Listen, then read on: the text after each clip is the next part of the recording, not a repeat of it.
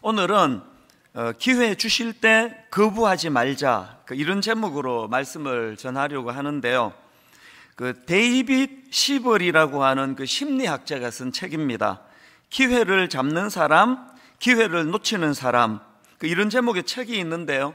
그 책에 보면은 이 기회, 이 찬스라고 하는 이 단어에 대한 풀이가 나옵니다. 이 찬스라고 하는 이 단어에는 우연히 찾아오는 것, 이런 뜻도 내포가 되어 있지만 때를 소중히 여기다. 그래서 이제 이 단어의 의미 속에는 이 기회라는 것은 우연히 찾아오는 거지만 이 찾아오는 기회를 놓쳐서는 안 된다, 이런 의미가 담겨져 있는 단어라는 것입니다. 그러면서 이제 이 찬스, 이 기회와 관련된 이 설명을 그 책에서 덧붙이고 있습니다. 한번 들어보십시오. 기회는 운명이 아니라 선택의 문제이다. 운명은 기다리는 것이 아니라 쟁취하는 것이다. 절박함 속에서 기회를 갈구하는 마음과 자세가 중요하다. 또 이런 내용도 있습니다. 기회를 놓치지 않는 사람들이 다른 사람에 비해 기회가 많다거나 그들에게 좋은 기회가 그냥 생기는 것은 아니다. 단지 기회를 볼 줄 아는 눈과 기회가 왔을 때 기회를 포착할 수 있는 탁월한 능력이 있기 때문이다. 반면 기회를 놓치는 사람들은 기회가 왔어도 그것을 잡지 못한다. 그것이 기회인 줄 모르기 때문이다. 통찰력이 없기 때문에 기회를 볼 줄 모르고 외면해 버린다. 사실 오늘 제가 본문에서 찾아낸 설교 결론이 바로 이 책에서 다 설명하고 있는 겁니다. 특히나 맨 끝부분 다시 한번 보십시오. 기회를 놓치는 사람들은 기회가 왔어도 그것을 잡지 못한다. 그것이 기회인 줄 모르기 때문이다. 통찰력이 없기 때문에 기회를 볼 줄 모르고 외면해 버린다. 이게 바로 오늘 본문에 나오는 예수님이 만나주시는 나사렛 사람들의 마음 상태, 이 어리석음을 이렇게 표현할 수가 있다는 겁니다. 그래서 오늘 이 부분을 좀 중점적으로 살펴보려고 하는데요. 자, 오늘 본문 마가복음 6장 1절과 2절입니다. 예수께서 그 길을 떠나사 고향으로 가시니 제자들도 따르니라. 안식일이 되어 회당에서 가르치시니 많은 사람이 듣고 놀라 이르되 이 사람이 어디서 이런 것을 얻었느냐? 이 사람이 받은 지혜와 그 손으로 이루어지는 이런 권능이 어찌 됨이냐? 지금 예수님께서 어린 시절에 머물고 계시던 고향 나사렛을 방문하셨는데 그 당시 나사렛은 엄청 낙후된 그런 시골 지역입니다. 그 나사렛과 관련한 유명한 말씀 다 아시죠? 빌립이 나다나엘에게 예수님을 소개하니까 어떤 반응을 보이느냐? 자, 먼저 요한복음 1장 45절입니다. 빌립이 나다나엘을 찾아 이르되 모세가 율법에 기록하였고 여러 선지자가 기록한 그 일을 우리가 만났으니 요셉의 아들 나사렛 예수니라. 이 나사렛 예수라는 것은 나사렛이라는 지역의 출신이라는 걸 덧붙여 말하는 거 아닙니까? 그랬더니 나다나엘이 하는 말이 바로 그 다음 46절입니다. 나다나엘이 이르되 나사렛에서 무슨 선한 것이 날 수 있느냐? 아니 그런 낙후된 지역에서 무슨 대단한 인물이 나겠느냐? 아니 그런 낙후된 지역에서 무슨 기대할 만한 일이 있겠느냐? 이런 뜻 아닙니까? 그러니까 이 나다나엘의 그 말 한마디 속에서 지금 이 나사렛 지역이 얼마나 침체되고 낙후가 돼 있는 상태인지 금방 알 수 있는 거 아닙니까? 그런데 예수님께서 그 낙후된 지역을 방문하셔서 그곳에서 말씀을 가르치시고 또 여러 가지 일들을 행하시니까요, 그 시골 마을 낙후된 그 지역 입장에서는 이제 변화를 위한 절호의 기회가 온 겁니다. 기회는 어떡하라고요? 잡아야 된다 그랬잖아요. 근데 이 미련한 사람들이 그 절호의 기회를 발로 차버리는 거예요. 자, 3절. 이 사람이 마리아의 아들 목수가 아니냐? 야고보와 요셉과 유다와 시몬의 형제가 아니냐? 그 너희들이 우리와 함께 여기 있지 아니하냐 하고 예수를 배척한지라. 선입견을 가지고 주님을 바라보고는 주님을 배척해 버렸습니다. 그 결과 5절. 거기서는 아무 권능도 행하실 수 없어. 거기서는 아무 권능도 행하실 수 없어. 여러분, 이게 딱 지금 제가 앞에서 읽어드렸던 그 제목, 그 책의 한 대목이요. 기회를 놓치는 사람들은 기회가 왔어도 그것을 잡지 못한다. 통찰력이 없기 때문에 기회를 볼 줄 모르고 외면해 버린다. 이게 지금 딱 그 어리석은 나사렛 사람들 모습 아닙니까? 왜 이런 비극이 일어났나? 앞에서 말씀드렸죠. 그들이 가진 그 알량한 그 선입견 때문에. 이 참 아이러니한 게요, 그들이 예수님을 배척한 이유가 우리가 예수 잘 안다, 예수님을 잘 아는 그게 예수님을 배척하는 결과를 가져왔다, 이런 말도 안 되는 일이 지금 본문에서 일어난 거 아닙니까? 그 제가 종종 강조하는 거 여러분 아시죠? 저하고 여러분에게 공통점이요, 저는 이제 집에서 또 개를 한 마리 기르고 있고요. 그래서 저는 3마리 개를 키우고 있고, 개 안 키우는 분들은 2마리 개를 키워요. 모든 인간은요, 그 마음에 개 2마리를 키우고 있습니다. 하나는 선입견, 또 하나는 편견. 이 진짜 개는요, 교회 올 때 집에다 두고 와요. 그러나 마음에서 키우는 이 2마리 개는 다 지금 다 끌고 오신 거 아닙니까? 선입견, 편견. 오늘 여러분이 본문에 나오는 나사렛 지역 사람들도 이 2마리 개를 키우는 거, 예수님에 대하여 선입견을 가지고, 예수님에 대하여 편견을 가지고. 이게 왜 위험하냐? 그 나사렛 사람들을 보니까 이게 위험한 게요, 이 2마리 개, 우리 마음 안에 있는 이 2마리 개는요, 우리 시야를 좁게 만들고 자기 생각에 몰두하게 만들어 버리는 겁니다. 이 시야를 막 엄청 좁게 만드는 거 아닙니까? 다 안 되는 거죠. 여러분, 이렇게 시야가 좁고 자기 생각에 몰두하는 게 이게 왜 무서운 일인가 하면은, 제 주변에요, 막 엄청 똑똑한 분인데 보이스 피싱으로요, 막 몇 억씩 이렇게 그 사기를 당한 그런 케이스들을 제가 알고 있는데요, 이게 평상시 그분이라고는 믿어지지가 않아요. 어떻게 그런 일을 당했냐고 그런 이야기를 나누다 보니까, 여러분, 그 보이스 피싱 하는 사람들이 절대로 전화를 못 끊게 한다는 거예요. 왜 전화를 못 끊게 할까요? 전화를 끊어버리고 그러면 바깥 세상하고 연결이 되면 자기가 사기치는 거기에 몰두하지 못하니까, 그래서 막 그냥 막 정신을 쏙 빼놓으면서 그 자기가 하는 말에 몰두하게 만드는 게 이게 보이스피싱의 특징이라는 거예요. 그래서 누구라도 그런 어떤 그에게 돈이 연루되고 하면은 일단 끊고 생각부터 하라는 거예요. 이게 자기 세계에 몰두되는 위험입니다. 이단도 마찬가지 아닙니까? 모든 이단의 공통점이 집에 가서 얘기하지 말라는 거예요. 나랑 성경 공부하는 거 집에 가서 말하지 말라는 겁니다. 왜 말하면 안 됩니까? 자꾸 대화하고 하다 보면은 생각이 넓어지면, 이게 무슨 요한계시록 이거 하나만 가지고 너무 이게 지금 몰두해가지고 나를 지금 혼란하게 하는 거 아닌가? 그거를 깨달을 위험이 있기 때문에 절대 비밀로 하라는 겁니다. 그 성경 공부하든지 할 때 절대 비밀로 하라는 거는 절대 누구에게 물어보고 확인하셔야 돼. 교역자들한테 이게 어떤 거냐고, 왜 이렇게 말하지 못하게 하느냐고. 이게 다 지금 그 좁은 생각, 좁은 시야, 그래서 자기가 원하는 것을 얻어내기 위한 그런 방법 아닙니까? 이렇게 시야가 좁아지고 자기 세계에 몰두하는 게 이렇게 위험한 거거든요. 여러 번 말씀드렸지만 저는 원래가 고신교단 출신입니다. 저희 아버지도 고신교단에서 목회를 하셨는데, 아니 왜 제가 고신대학 신학대학원으로 안 가고 총신으로 갔느냐? 20대 때 제 무슨 순수한 마음이에요.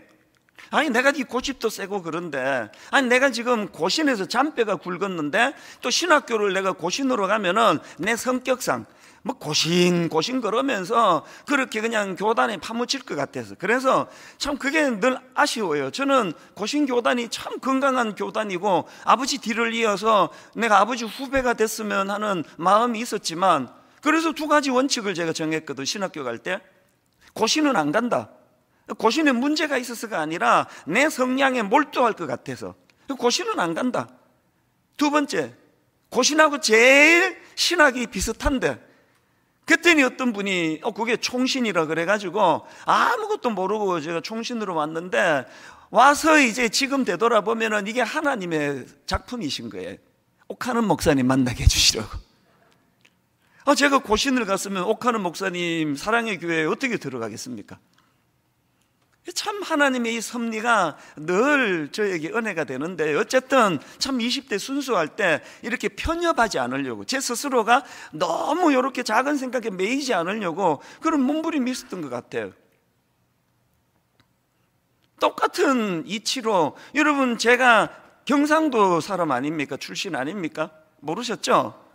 워낙 표준말을 구사하기 때문에 우리 목사님이 경상도 분이에요, 서울 사람 아닌가? 웃기려고 하는 거니까 너무 깊이 생각하지 마세요. 제가 경상도에서 자랐는데 이상하게 우리가 자랄 때 지역 감정이 막 엄청 극심했거든요. 어린 마음에도 그게 진짜 마음이 아팠습니다. 아니, 이 조그만한 나라에 남북이 갈라졌으면 됐지, 이 또 동서가 이렇게 그냥 이렇게까지 미워하고 이러면 어떡하느냐고. 제가 교회를 개척하고요, 초창기에 우리 교회 전라도 출신 교역자가 한 60% 됐습니다. 지금은 안 그렇지만 초창기 때 내 마음에 이게 균형을 이루어야 되는데, 이 경상도 담임 목사가 계속 이렇게 설교를 하니까 좀 지역의 균형이 이루어지면 좋겠다. 지금은 이제 뭐 고루고루 잘 배분이 된 것 같지만, 내가 뭘 마음에 두는 겁니까? 그리고 저는 전라도 출신의 친구 목사들 되게 많습니다. 똑같은 이치로 저는 정치적으로나 또 신앙적으로나 저는 보수적인 사람이거든요. 이런 거 절대 안 밝혔는데 하도 이걸 가지고 치사한 가짜 뉴스가 많기 때문에 이제는 또 내가 이 보수적인 사람이라 그런다고 우리 교회에 진보적인 성향을 가진 분들이 저 때문에 시험 받지 않는다 생각해요. 왜? 일절 저는 그걸 드러내지 않는 사람이니까. 제가 왜 자꾸 그런 공격을 당하는지 너무 잘 압니다. 저는 보수적인 사람이기 때문에 너무 이쪽으로 극단으로 치우치지 않기 위하여 저는 진보적인 분들하고 대화 나누는 거 좋아하고 그들이 어떤 생각을 갖고 있는지 알기를 원하는 사람이에요. 이게 자꾸 이제 그 공격의 빌미를 제공한다는 거 알지만요, 그러나 저는 나이 들수록 제 생각만 옳다는 편견에 사로잡히기 쉽다는 걸 알기 때문에 그걸 멈출 생각이 없습니다. 저는 진짜 꿈꿉니다. 우리나라 정치가 나 죽기 전에 정말 건강한 보수와 정말 건강한 진보가 이렇게 미친 듯이 싸우는 거 말고 참 서로 상생하면서 서로 약점을 보완해가면서 막 그냥 진보와 보수 정권, 진보 정권이 참 이런 선의의 경쟁을 하는 그런 날이 오기를 간절히 기도합니다. 저 죽기 전에 그런 날이 올 것 같지는 않아요. 예수 믿는 여러분들만큼이라도 여러분, 예수 그리스도가 십자가로 모든 담을 다 허물어 주셨기 때문에 여러분, 나와 성향이 다른 사람이라고 해서 그런 식으로 하면 안 되는 거예요. 다름을 인정하고. 저는 내 고향이 난 너무 좋은 사람이에요. 시간이 갈수록 고향이 그리워지고 고향의 친구들이 그립고 고향 사람들이 난 되게 좋거든요, 경상도가. 그러나 이게 타 지역을 폄하하는 것으로 가면 안 된다는 거예요. 저는 내 고향이 너무너무 그립듯이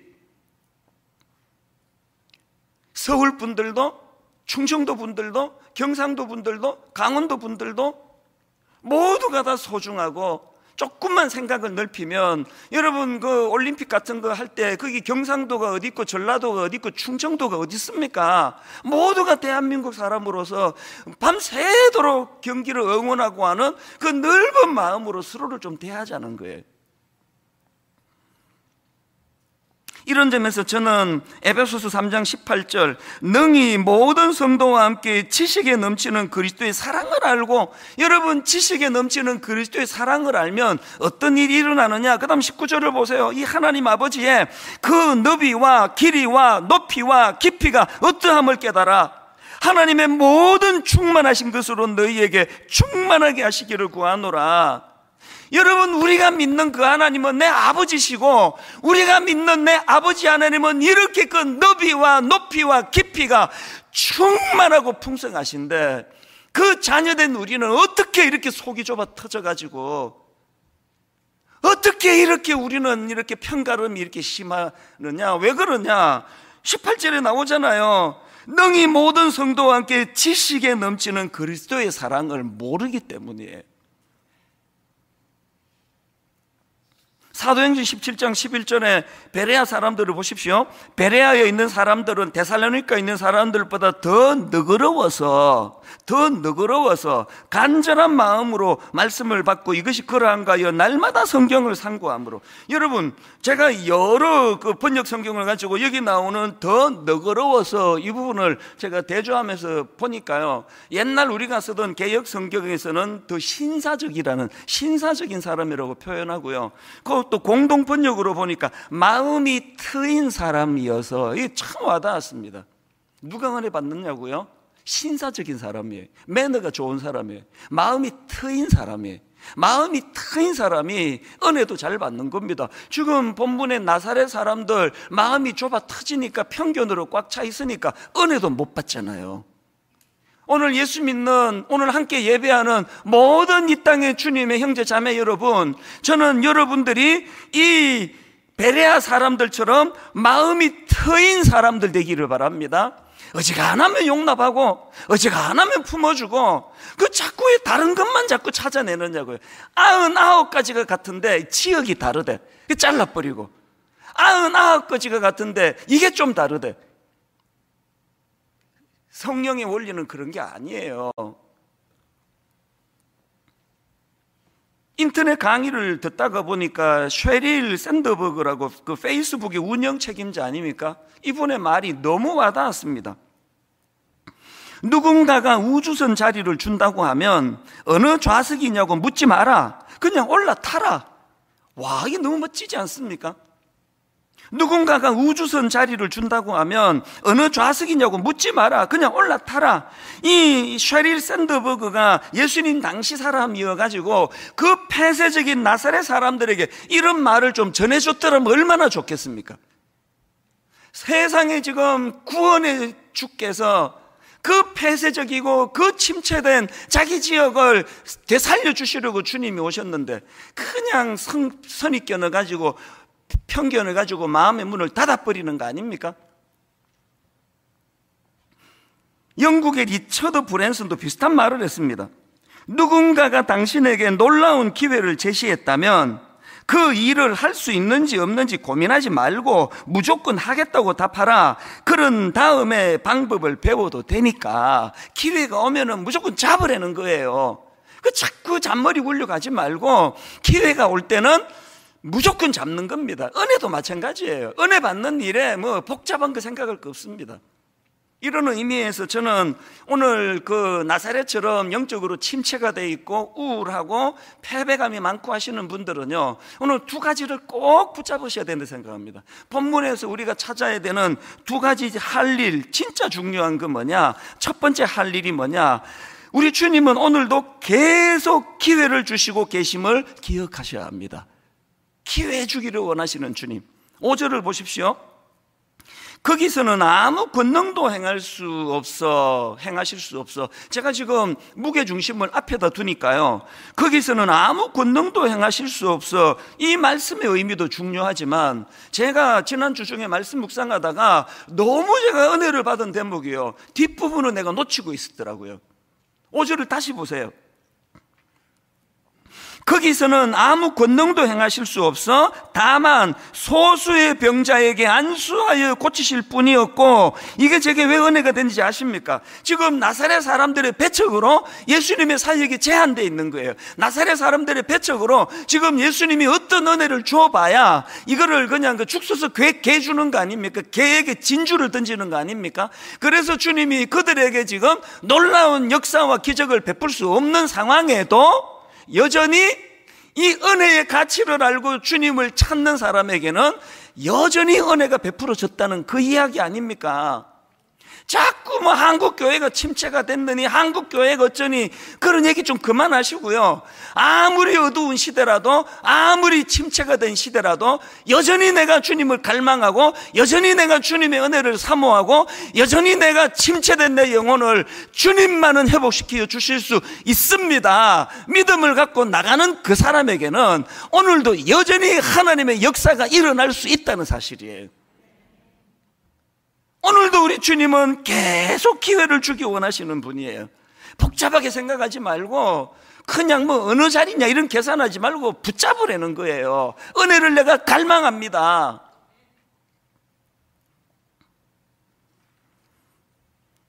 제가 오늘 한 가지 약속 드릴 거 있는데, 우리 수문하우 목사님에게는 뭐 거의 앵무새처럼 계속 하는 약속이에요.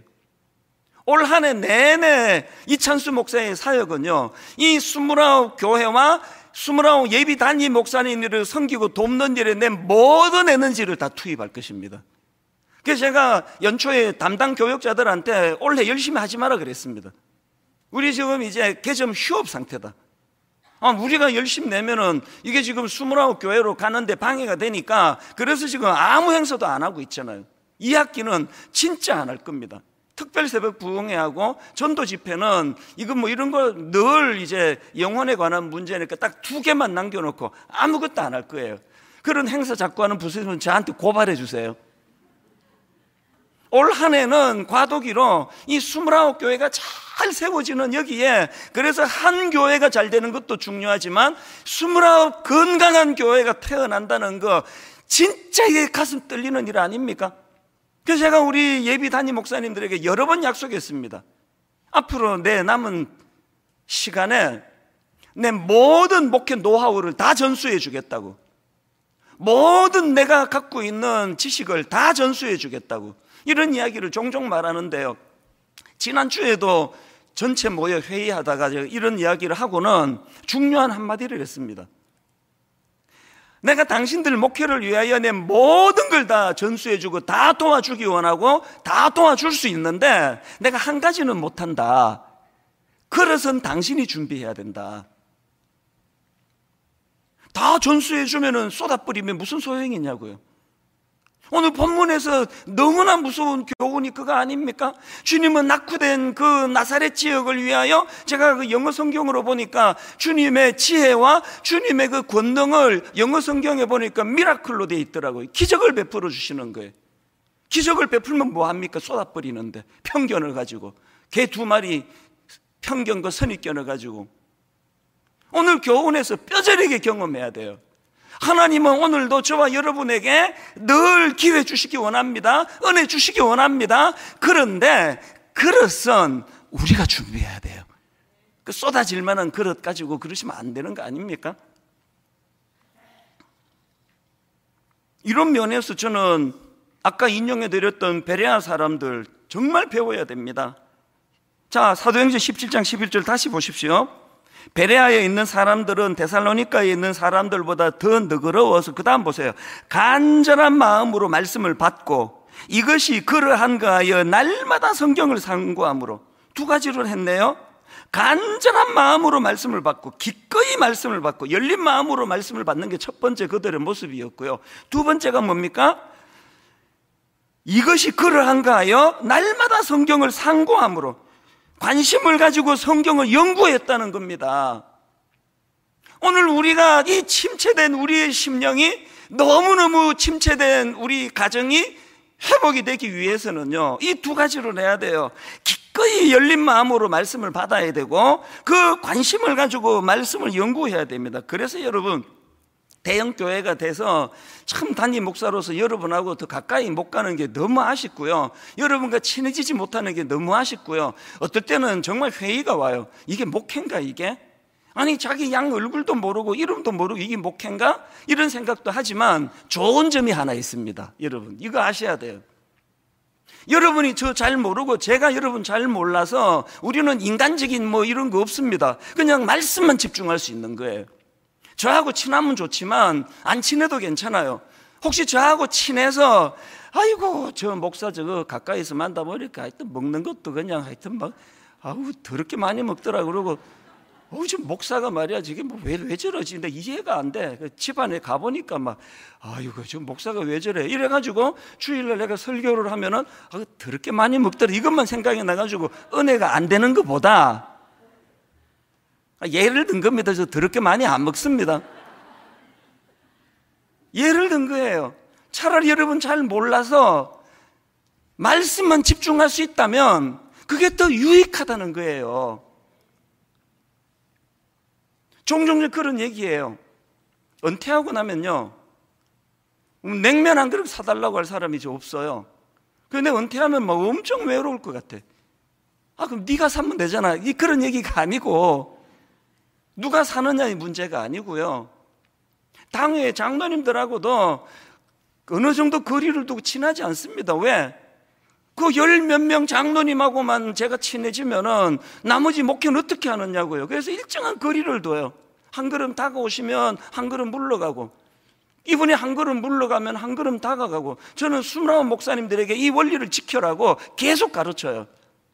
이 당회가 이게 무슨 동호회처럼 너무 우리끼리 잘 지내면 성도들 어떡하냐고요.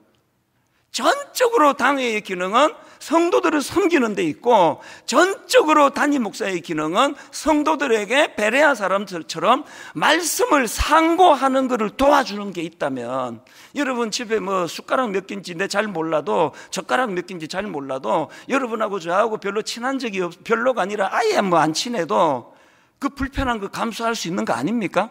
어떻게 해서든 우리가 우리 교회는 너무 화목해, 우리 여전도회 안 만들잖아요. 우리 남전도회 없잖아요. 전도회에서 그냥 달력에 빨간 글씨 있을 때마다 놀러 가고 등산하고 탁구 치고 너무너무 좋은데요, 그것보다 더 중요한 거는 말씀을 상고하는 일이라는 거예요. 김 집사님, 박 집사님 좀 덜 친해도 어떻게 해서든 서로가 말씀을 상고하는 일을 도와줘야 되는 거 아닙니까? 그래서 저는 이번 주 내내 찬송가 523장이거든요. 어두운 죄악길에서 목자 없는 양같이 모든 사람 길 찾아 헤맨다. 자비하신 하나님 독생자를 보내사, 그 다음 보세요. 오늘도 은혜 주시는 주님, 너를 지금 부르니 나오라. 그래서 저는 이게 암기력이 없어가지고 통째로 다 외우지는 못하고요. 제가 지난주 내내 길 가면서 이 후렴, 이때라 주의 긍휼 받을 때가 이때라. 지금 주께 나와 겸손하게 아뢰라. 구원함을 얻으리. 뒤에 건 외우지도 못했고요. 계속 이것만, 이때라 주의 긍휼 받을 때가 이때라. 그런가 하면 고린도후서 6장 2절, 이러므로 내가 은혜 베풀 때에 너에게 듣고 구원의 날에 너를 도왔다 하셨으니 보라 지금은 은혜 받을 만한 때요, 보라 지금은 구원의 날이로다. 여러분 계속 은혜 주기를 원하시는, 중단 없이 은혜를 주기 원하시는 그 하나님의 성품으로 보면요, 여기 나와 있는 지금은 영원한 지금이에요.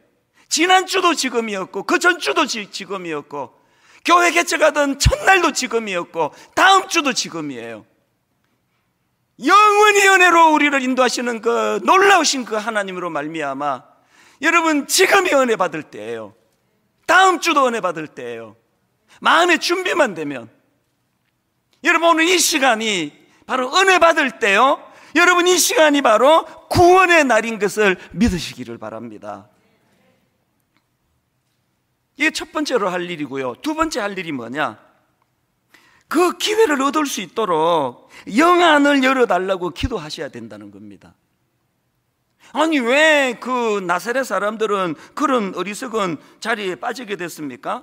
세상이 2절에서 이 사람이 받은 지혜와 그 손으로 이루어지는 권능이 어찌 됨이냐, 이 놀라운 감격을 그들이 왜 이걸 쏟아버렸습니까? 3절을 보세요. 왜 쏟았냐고요? 이 사람이 마리아의 아들 목수가 아니냐, 야고보, 요셉과 유다와 시몬의 형제가 아니냐, 그 너희들이 우리와 함께 여기 있지 아니하냐. 그리고 예수를 배척해버려요. 영안이 안 열리니까 육신의 눈으로 보니까. 그래서 여러분 3절 맨 끝에 나오는 예수를 배척한지라 할 때 이 배척하다, 이게 썩 잘된 번역이 아니에요.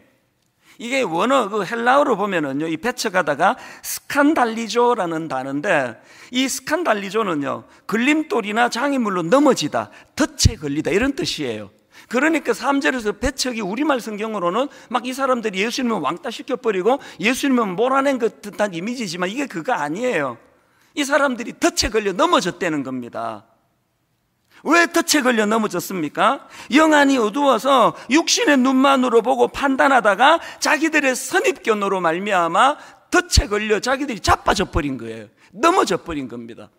오늘 교회 안에 이런 케이스가 얼마나 많습니까? 하나님 말씀을 영안은 열고 보지를 못하니까 너무나 많이 하나님에 대한 오해를 가지고 덫에 걸려 자빠져 버리는 겁니다.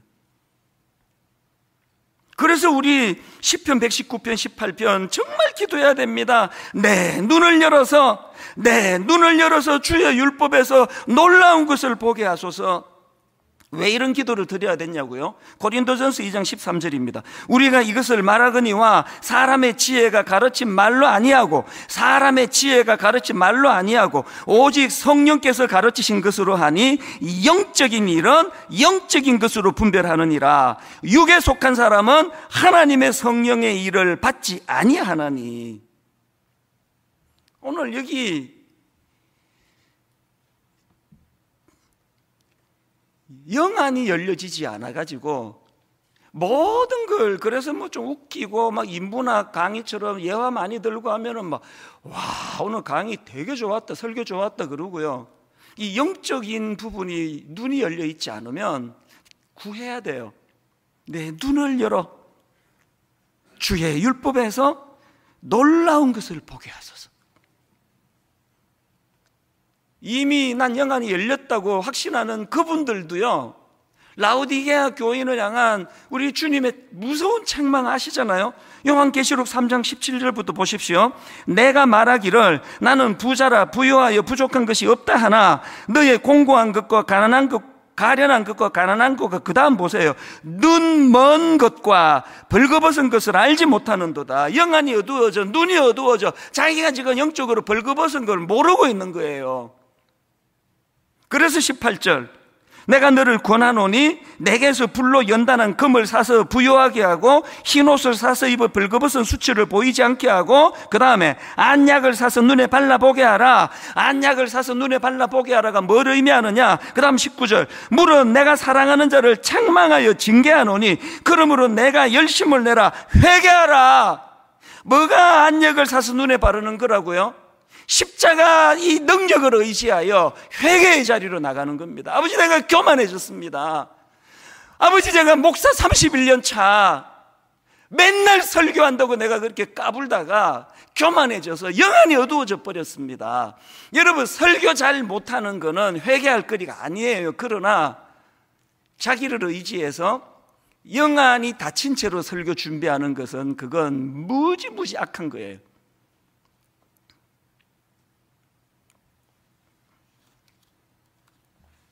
저는 분당 우리 교회 개척 초기에 너무나 많이 두려워했던 사람이에요. 어른 목회도 해본 적이 없을 뿐더러 하나님께서 갑자기 막 엄청 많은 사람들을 보내주시는데 막 두려워서 견딜 수가 없더라고요. 목회를 잘할 수가 없는데, 잘할 자신이 없는데. 그래가지고요, 개척 초기 때는 그 주중에 여기 아무도 안 계시잖아요. 문 다 닫혀 있으니까. 그리고 여기는 창문이 없어가지고요, 뭐 밤낮 캄캄해요. 그 캄캄한데 이 가운데 아무도, 여기 주로 많이 앉아, 이 가운데쯤에 앉아 있으면 진짜 많이 울었습니다. 그리고 저의 인생 찬양이 하나 있습니다. 여기 울면서 참 많이 찬양을 불렀거든요. 내 눈 주의 영광을 보내. 영안을 열어달라는 거 아닙니까? 아버지, 영안을 열어. 뭘 보기 원합니까?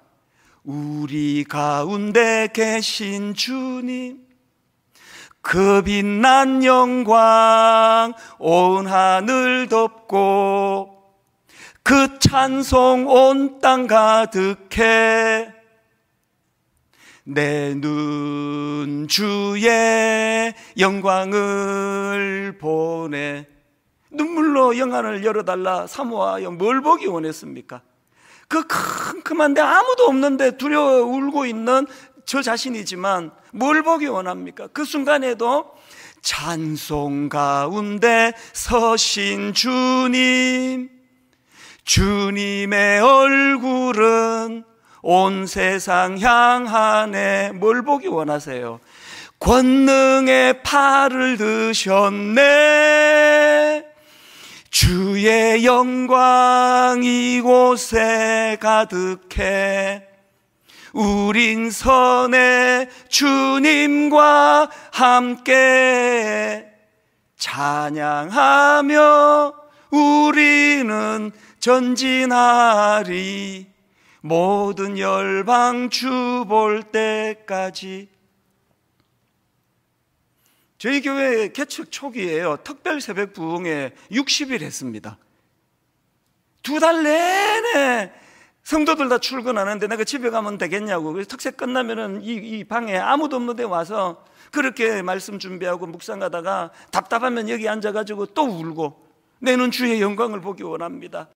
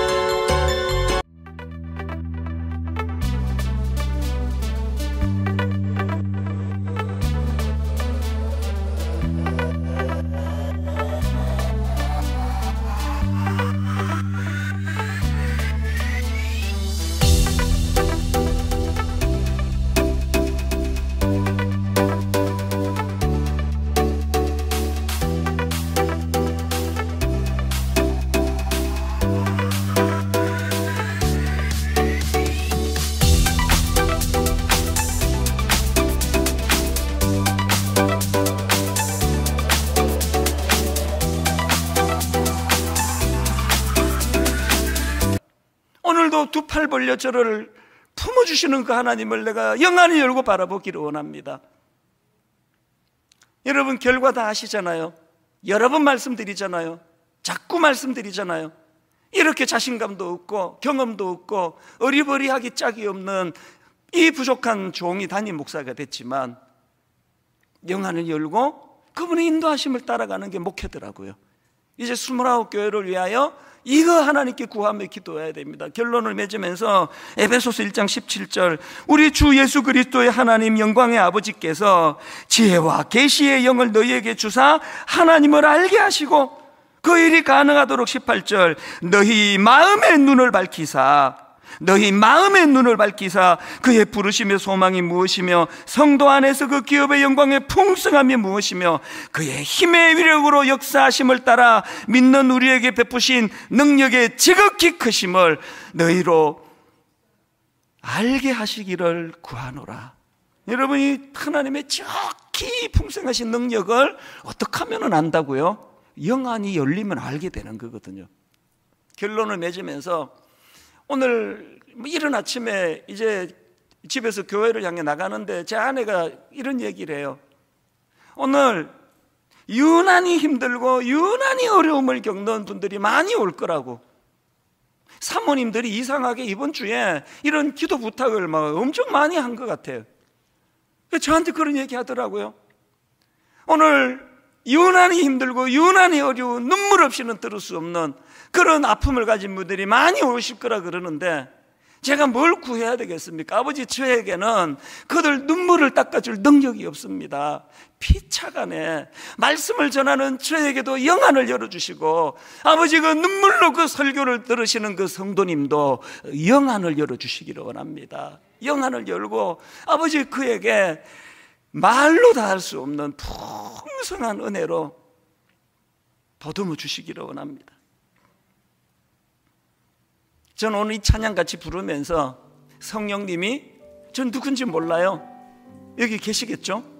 유난히 아프고 유난히 힘들고 마음은 오늘 본문의 나사렛 지역처럼, 나사렛에서 무슨 선한 게 나? 저 사람한테 뭐 선한 게 나겠냐고, 저런 집에서 뭐 선한 게 나겠냐고 하는 그 상실한 마음을 가지고 오신 분들에게 오늘 우리 성령님께서 그게 아니야, 풍요로운 은혜로 그분들을 만져주시기를 원합니다. 우리 찬양 같이 불러보기 원합니다.